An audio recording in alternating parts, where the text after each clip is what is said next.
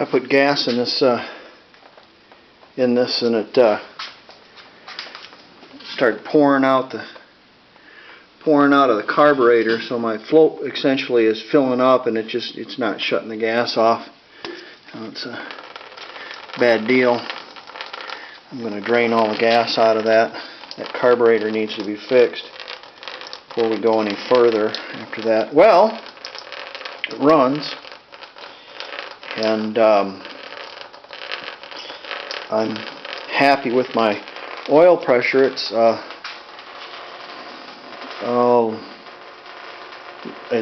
kind of on the high side, but it's not pegging the gauge anymore.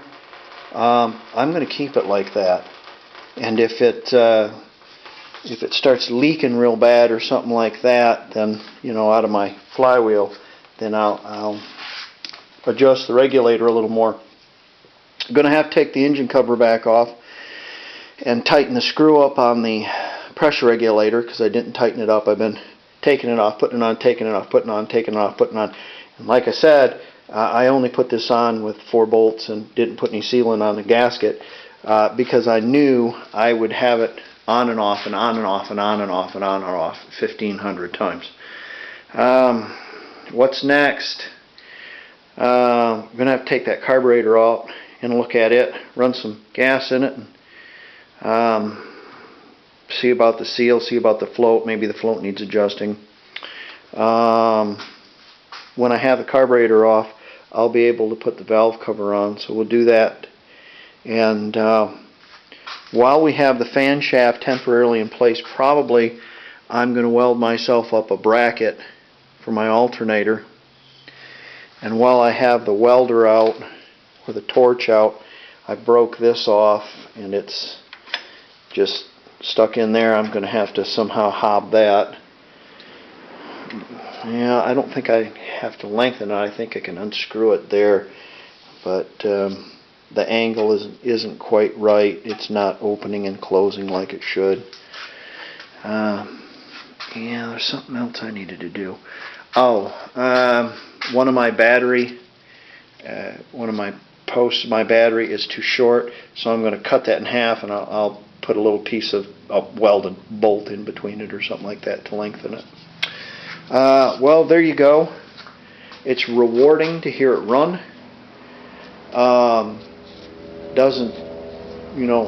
Smoke doesn't blow out of it real bad. No knock. What I'm really thrilled about was I left my clutch forward, and my PTO I had on, so it was running my pump. I had filled my box back here with oil, 30 weight oil, 1030, because it was empty, but my rock shafts work.